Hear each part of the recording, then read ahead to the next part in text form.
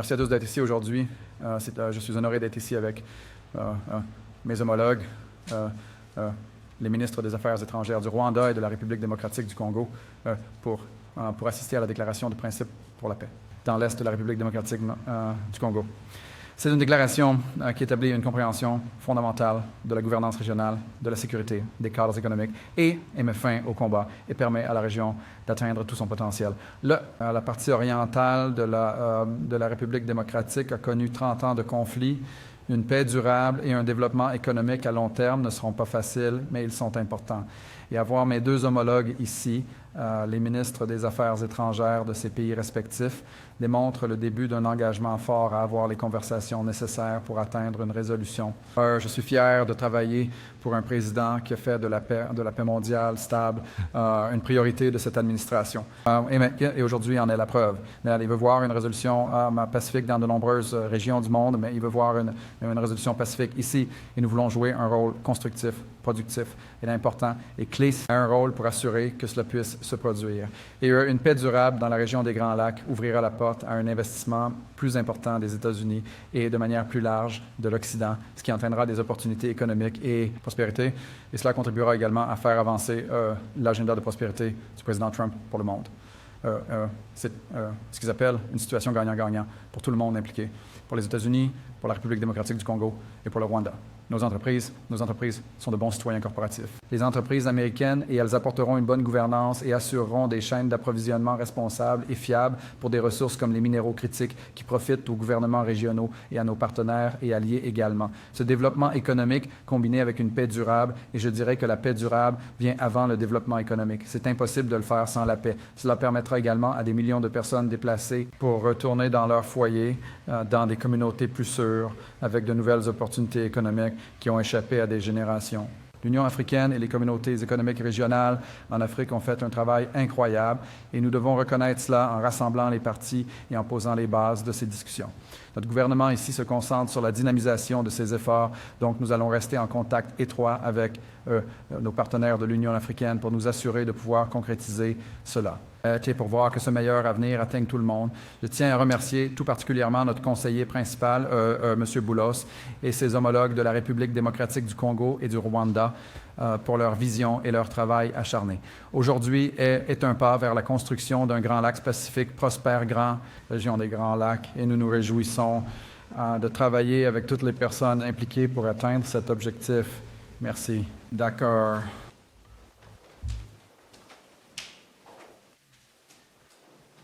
D'accord, parfait. Merci. Monsieur le secrétaire. Je m'excuse, j'aurais dû me tourner vers vous d'abord. Je suis désolé, je regardais, j'étais... Pas de souci. Merci.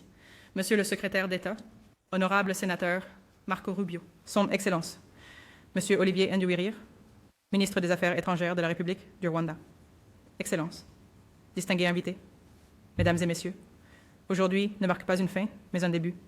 Une étape nécessaire vers la paix prise avec détermination et objectif. Ce moment revêt une importance particulière pour la République démocratique du Congo. À Goma, à Bukavu et au-delà, la réalité du déplacement, de l'insécurité et des difficultés persiste. Pour nous, l'urgence de cette initiative n'est pas théorique, elle est humaine. Nous signons cette déclaration de principe non pas comme un geste symbolique, mais comme un engagement politique, une réaffirmation des principes inscrits dans le droit international et plus récemment évoqué dans la résolution numéro 2, 573 du Conseil de sécurité de l'ONU, une résolution appelant au retrait immédiat, inconditionnel et vérifiable de toutes les troupes étrangères du territoire souverain du RDC. Nous sommes clairs dans la région des Grands Lacs.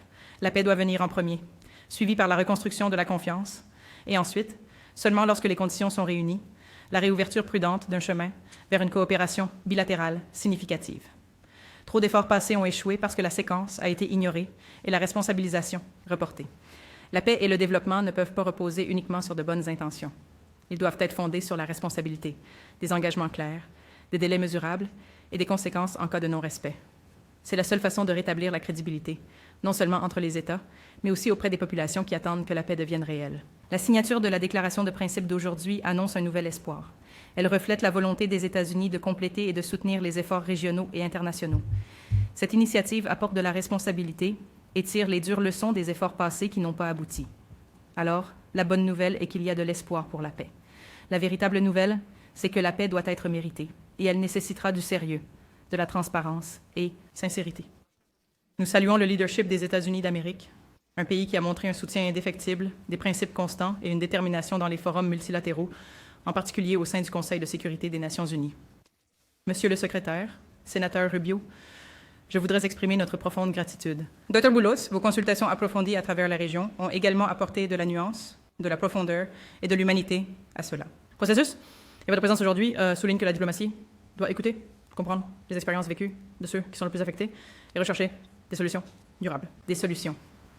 La République démocratique du Congo reconnaît et apprécie cet engagement des États-Unis. Nous sommes également encouragés par les initiatives soutenues par les États-Unis qui promeuvent des chaînes de valeur des minéraux sécurisés et une croissance économique inclusive. Ces efforts réaffirment que la paix et la prospérité sont inséparables. Chaque pas vers la stabilité est un pas vers la dignité, l'emploi et les écoles.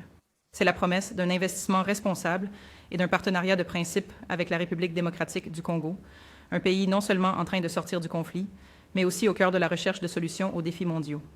À nos compatriotes en République démocratique du Congo, en particulier à l'Est, nous savons que vous regardez ce moment avec inquiétude, avec espoir, et oui, avec doute. Et vous avez raison de le faire. Vous avez toutes les raisons d'attendre plus que des promesses.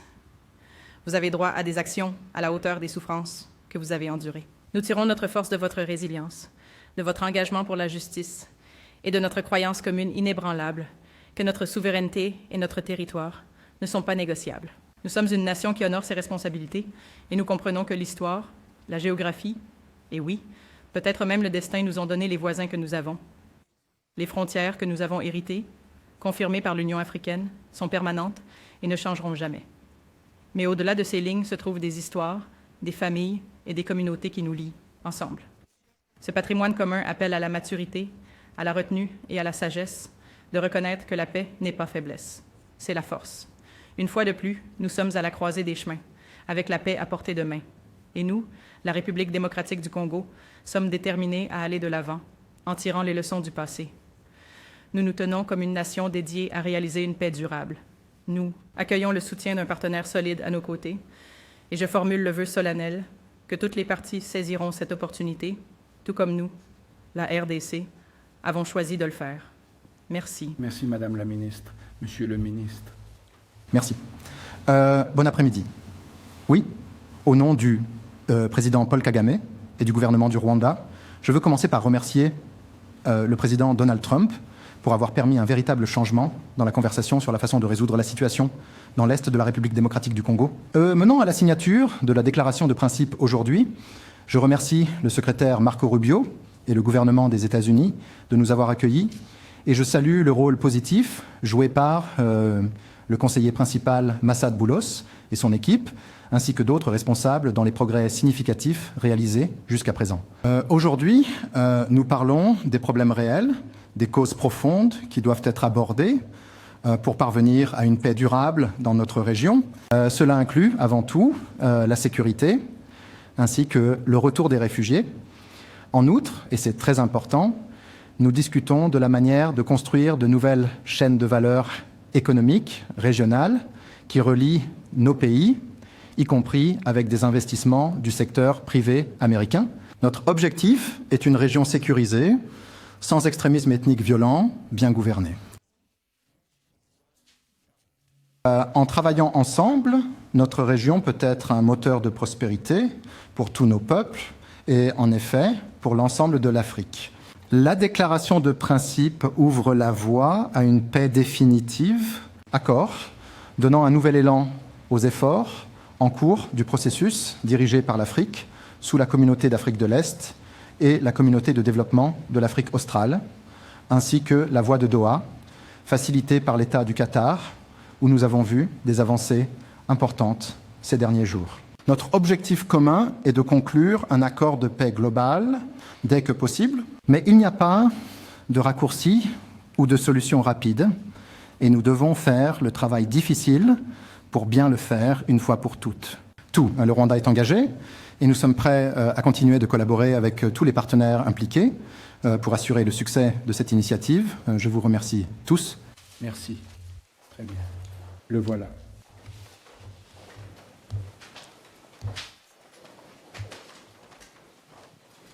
le secrétaire Rubio signe en tant que témoin la déclaration de principe entre le gouvernement de la République démocratique du Congo et le gouvernement de la République du Rwanda. Parfait. Cette déclaration engage les parties à la reconnaissance mutuelle de la souveraineté et de l'intégrité territoriale, à répondre aux préoccupations de sécurité, à promouvoir l'intégration économique régionale, à faciliter le retour des personnes déplacées, à soutenir la MONUSCO et à rédiger un accord de paix. Ce sont des engagements sérieux de chaque côté. La présence du secrétaire ici aujourd'hui en tant que témoin montre l'importance que les États-Unis accordent à la résolution de ce conflit pour assurer la prospérité des deux pays et de leurs populations.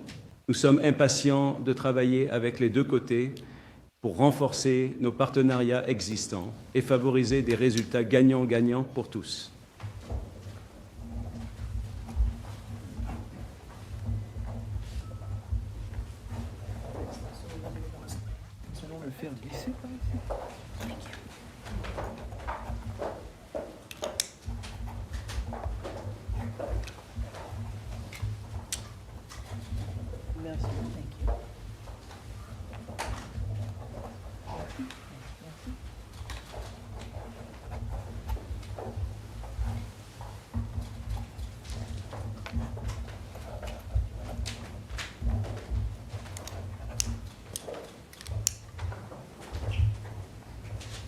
Assurez-vous de garder votre stylo.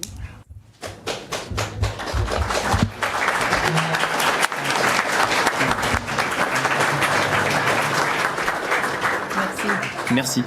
Merci beaucoup. Cela conclut la cérémonie. Merci. Votre Excellence. Merci. Une question pour tout le continent. Félicitations.